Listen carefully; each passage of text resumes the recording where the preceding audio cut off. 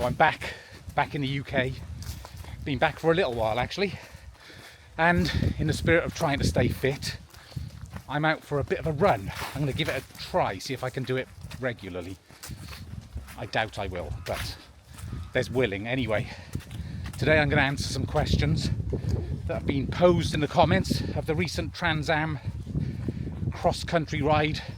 So I'm going to answer some of those.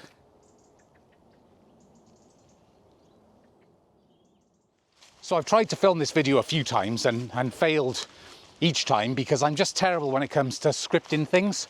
So as an experiment, I've gone through the comments, noted down all the questions, and I'm going to answer them without putting any real thought into it.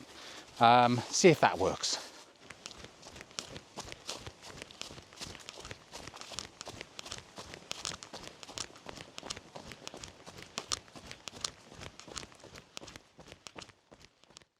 So I set off when I did because I had other family commitments. Believe it or not, I do have other commitments.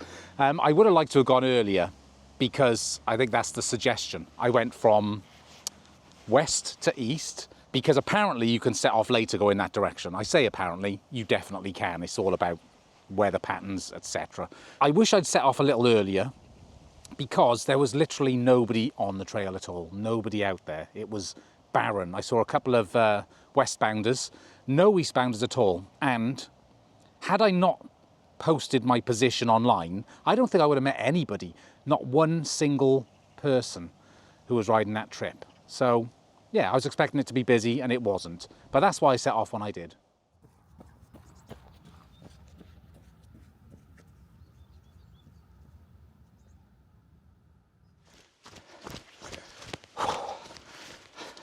I'm only going to do that once. It's odd for me. I'm not really a runner, but I don't know. I want something other than cycling to do because, believe it or not, I've had enough of cycling for a little while.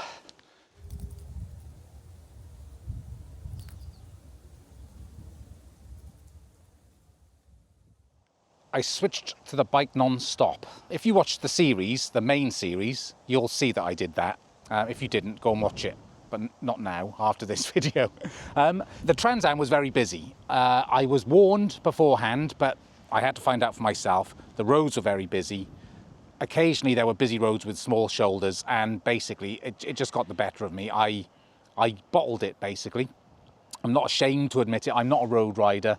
I'm not accustomed to riding on the road. The bike non-stop is positioned as a lower traffic alternative, and it definitely is. Definitely is. So I believe I made the right choice. I got as far as Wyoming, so I did do all the parts I wanted to do, the Oregon coast, the Yellowstone, and the Tetons.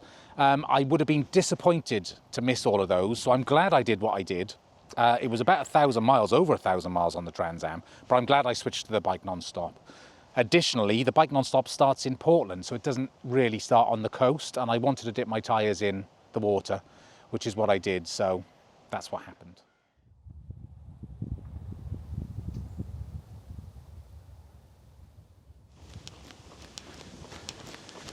Started to rain. That's the thing about cycling in the winter. I'm just not really into it. And I don't know, running and cycling should go hand in hand, especially trail running, which is what I'm aiming to do more of. And also I need to stay fit over the winter because I don't really exercise when I'm not on these long trails. And it's not good. I'm in New Zealand soon and I need to be fit for that. But you don't half feel awkward when you start. You think running is a natural sort of motion, but I feel so clumsy, flat-footed. I'll get used to it.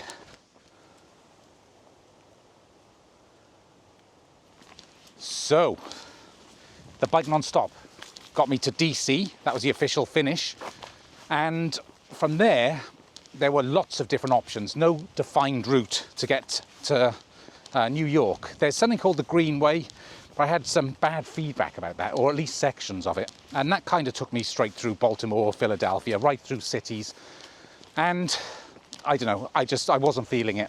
I found a route by the ACA called the Atlantic Coast Route, and a small section of that also went from DC up to Newark, I think. So I used that, and a guy called Brian, who will be watching this, I'm sure, helped me to adapt that route onto nicer roads and get it so it took me directly into New York. So that was a bit ad hoc, made up as I went along. But it was a good route, and I did enjoy it. It also meant that I skirted Philadelphia and Baltimore, but got close enough to get a sense of those places. I do wish I'd gone into Philadelphia. That's a bit of a regret, but you know, there's other opportunities, I'm sure. And the reason I wanted to finish in New York, I wanted to get to the Atlantic, and I've never been to New York, so I wanted to see that as well. And I'm really glad I did, because New York is awesome. So yeah, and then I could dip my front tyre in the Atlantic Ocean in Coney Island. So that's why I selected New York as a finish point.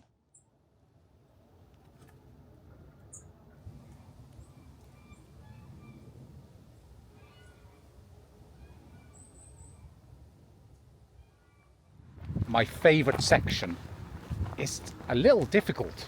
I love the beginning, I love the Oregon coast. That was incredible. So I'd have to say that was one of the highlights.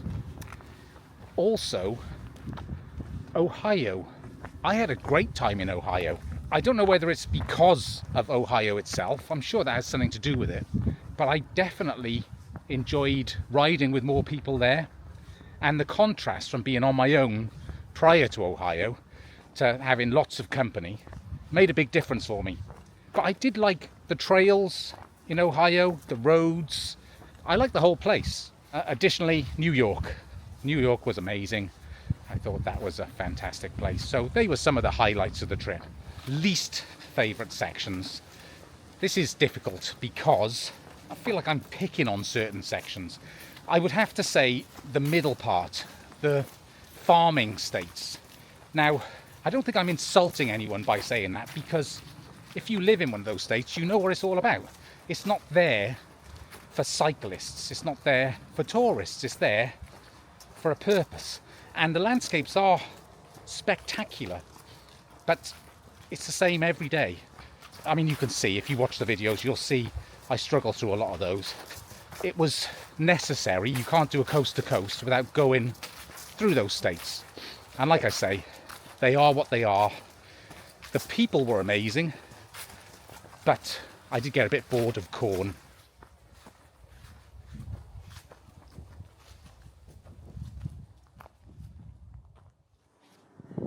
Coffee time. And if there's bits of bacon sandwich between my teeth, I apologise. So the next question, the bike choice. Was I happy with it? Yes, it was. My Kona Sutra was perfect the whole way. I did literally nothing to it at all, aside from a few tweaks at the beginning, which I think some damage in transit when the bike was shipped over. No flats. I was tubeless. I'd always advocate for tubeless. I wanted to do the ride with a derailleur-based bike. It felt like a rite of passage. It feels like cheating a little bit with a gearbox bike. So I would definitely do it with that bike again if I could go back in time, without hesitation.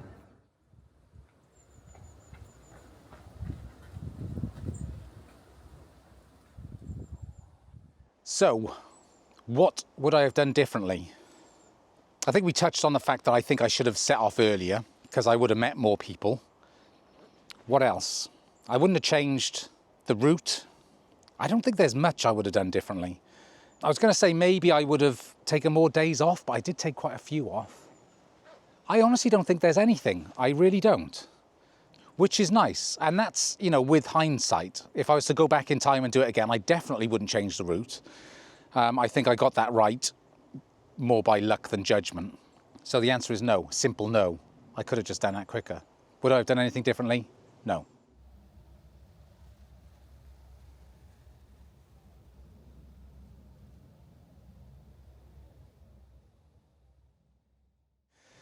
Right, costings.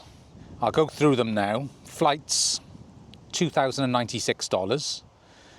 Food, so I'm going to lump meals out and the resupplies together, was just over $3,000. Lodging, $1,900. A large part of that would have been the end because it's not cheap in Manhattan. And then I've got maintenance, miscellaneous, nothing, $100. So I overspent. I thought I was going to do it cheaper this time. And it's definitely food. That's where the problem lies. Flights you can take out of it because what are you going to do? You know, there's no option. But that's a lot of money to spend on food. And I wanted to eat more healthily and try and do things a little cheaper.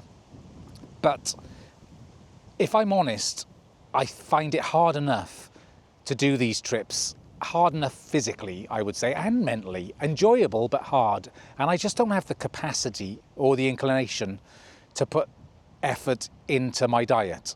That's not sustainable. I'm aware of that.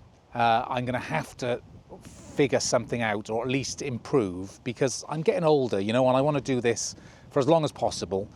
And any work I put into that now is going to pay me back in the future.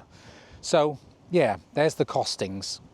I think that's all I've got to say on that subject. I did save money by staying in people's houses, but I think that more improved my experience. You know, I wouldn't have been in hotels as an alternative. I would have been camping somewhere. So I probably didn't save a lot of money that way, but it definitely added to the experience. So yeah, I'm surprised. It was about the same as I spent on the GDMBR, but longer. That was 80 days as opposed to 62 or something. I don't know, what do you think? I'm interested what you think of that as a budget. Put it in the comments. Like this video as well, whilst you're at it. Theoretical minimum. If you saw the GDMBR sum up video, at the end of the costings there, I went over ways you could have done it cheaper and came up with a theoretical minimum cost for doing the trip. You could just go back and watch that because it's going to be exactly the same for this one. But the key things were, you could save money on accommodation by wild camping more, save money on food, definitely, by you know, just buying from Walmart, buying from big box stores. They're not big box stores, but you know what I mean. And probably just not eating out so much. Whether you'd enjoy it as much, I wouldn't, I know that, because I do like eating out and I do like food. The thing is, all of the things that I suggested you do last time, I didn't do this time. So I've learned nothing. Watch that video. A link will be down below and you can see the ideas. And we'll put up a theoretical minimum cost on the screen, which you can agree with or disagree with.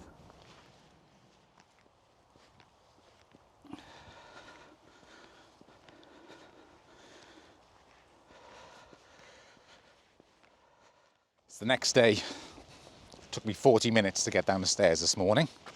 Obviously you use different muscles when you run than when you're cycling. I forgot the most important part of the video yesterday, and that is to thank everybody who supported me on this trip.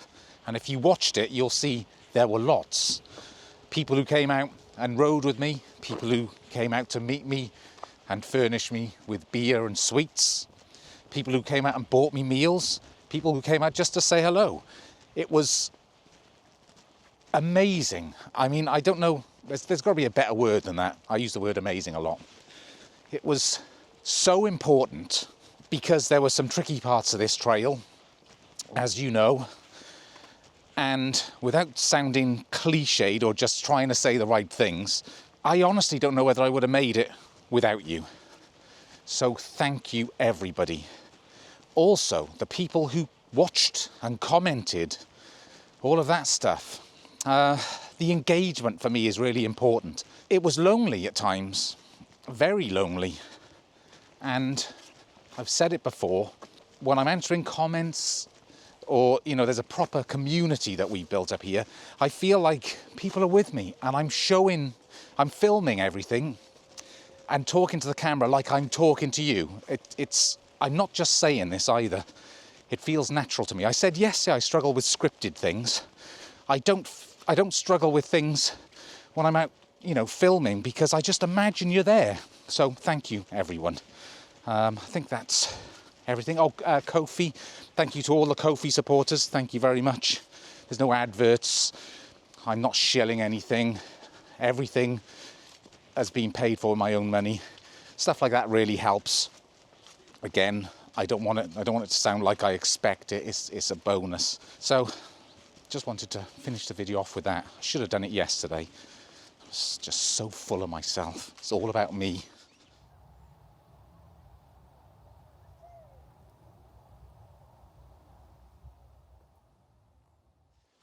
So, in summary, the TransAm was a fantastic trip and I really enjoyed it. Of course, I had the odd day where I wasn't quite feeling it, but the truth is, if you think of the thing you like doing most in the world, not that, and do it every day for 80 days, there's going to be days when you wish you were doing something else. That's just the way it goes.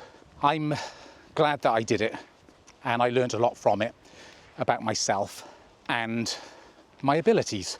The next trip is going to be, or the next big trip at least, is going to be the TA, I haven't learned how to pronounce it yet, in New Zealand. I've booked my flights. I'm going in January, so we've got that to look forward to. That should be awesome. 1900 miles from north to south, I believe, in New Zealand. I'll see you before then anyway. Thank you for watching. If you like this video, please give it a thumbs up, and I shall see you in the next one.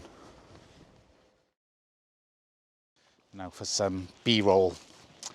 How about a rubbish bag hanging from a tree